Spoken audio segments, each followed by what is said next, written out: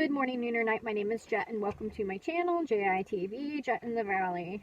So this is going to be one about how reality has a dual nature, I guess, and maybe even more, but I just like to talk about these two. So in reality, we have a material reality. Like, I have a body, and you can touch my car, and here's a window, and things that you can touch that seem solid, and they tell us that it's made out of molecules and the atoms in the center, and these electrons are spinning, and they're things, and it's like solid material. That's a material viewpoint of reality. So then we have things that are not material. So I like to address how your cell phone works, or how the internet works, or radios, how they work. Radios are wave. I'm not going to get super technical on this. You can do all your own research. I am not a scientist, and I may not use the exact correct terms, but this is the gist of it. Radios, they use, like, it's a frequency, electromagnetics, that are broadcast through the air. Your internet and Bluetooth and Wi-Fi, wireless technology.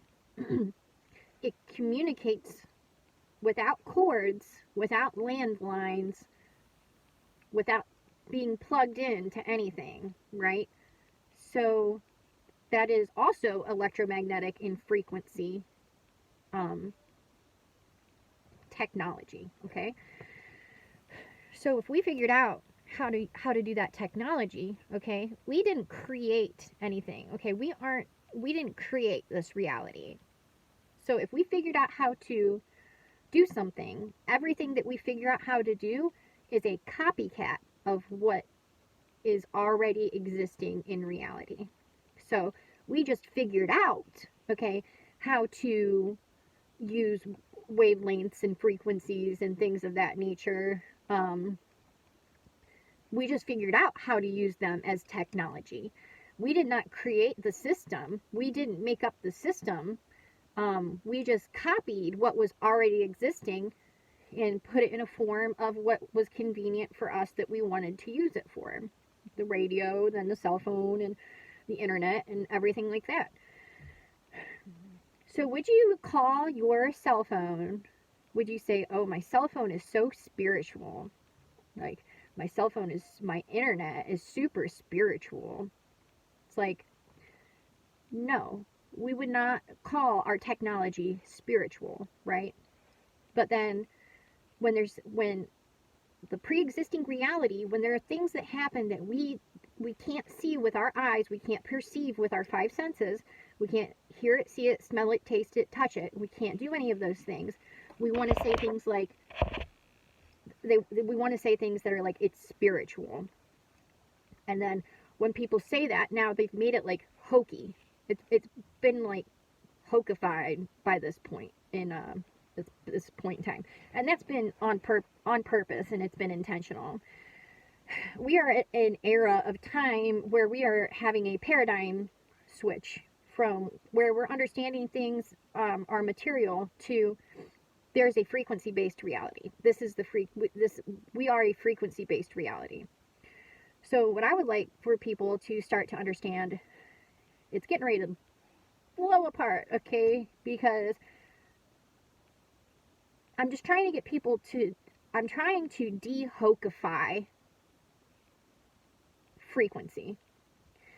If you look into the tech, and you look into all of these different things, and you look into electricity, and you look into a defibrillator, how it jump starts your heart back, because it's electric, because we're electric. When you understand or research at all about electromagnetics,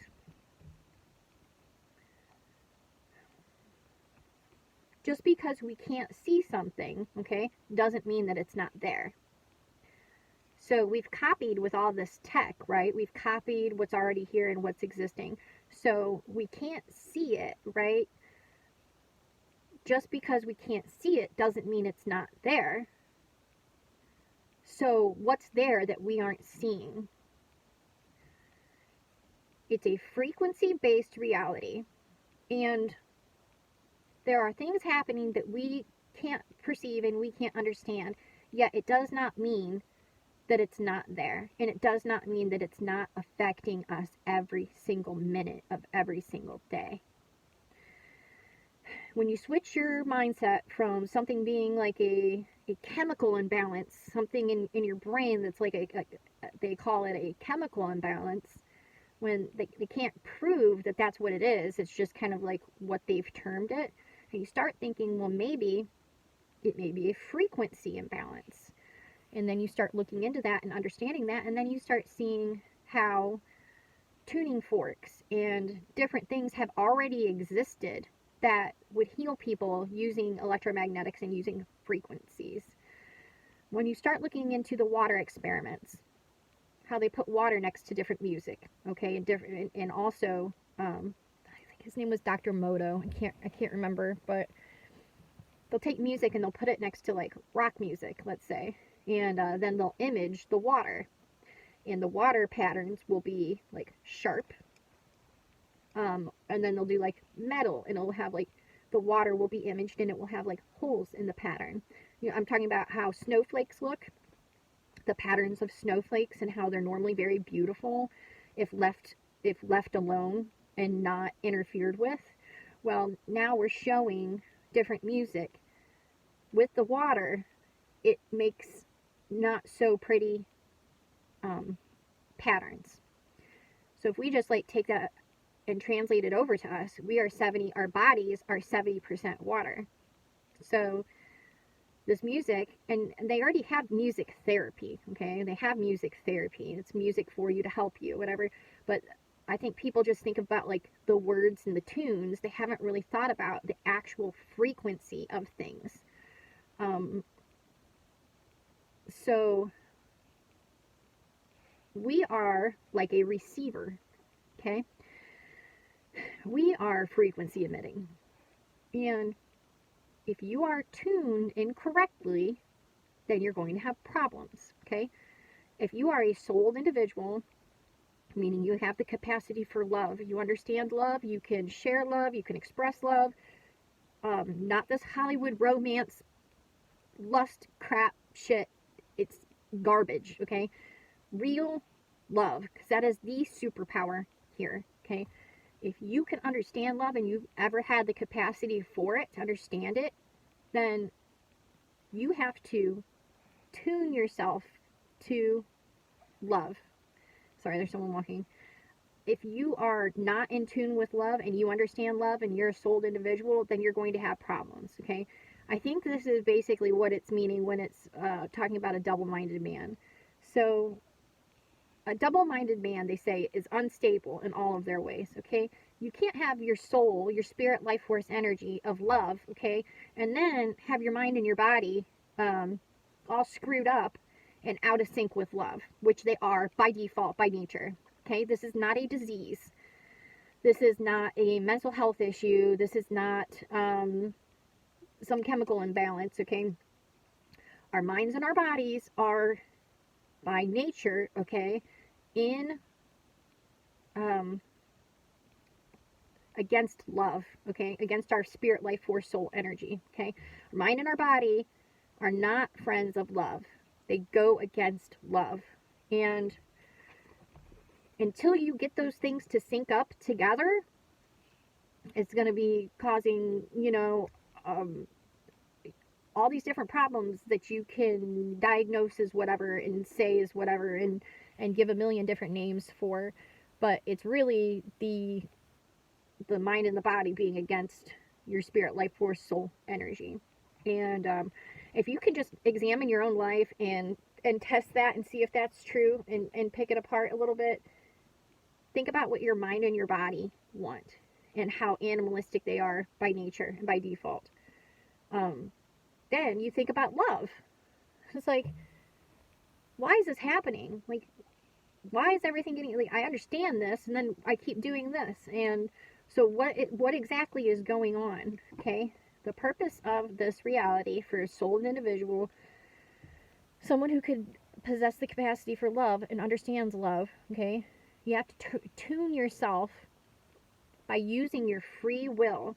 You have to choose to use your free will to sync yourself all the way up together with love.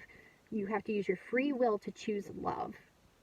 You have to choose love over everything else. Lust, money, greed, selfishness, like the whole me, mine, you know, this like the whole animalistic nature.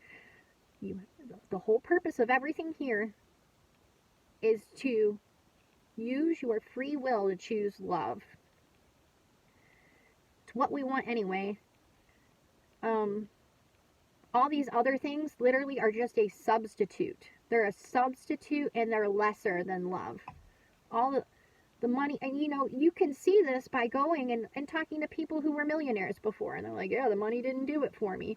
Or what I really think is a huge disservice are older people are passing away in homes separated from their families, because when people are on their way out, okay, I've been around 4 people as they passed on, they talk about things that we don't normally talk about. Okay, they talk about things that people try and run from and hide from and escape and not talk about. And they'll do everything they can to distract themselves from not talking about these things because whatever reason, okay, it causes existential crisis, or it causes cognitive dissonance. It's uncomfortable. You don't want to deal with it. Well, when you're on your way out and you know you're going, you cannot run anymore. And then you start talking about these things, and then you start sharing what you know about it and what you understand to the people who are around you, who are with you as you're passing. And that's wisdom. That's wisdom that people are passing along, and it can come from any walk of life. It's not like you had to go to college to learn that kind of wisdom. You can't learn that in college. So with that, much love, many thanks, and thank you.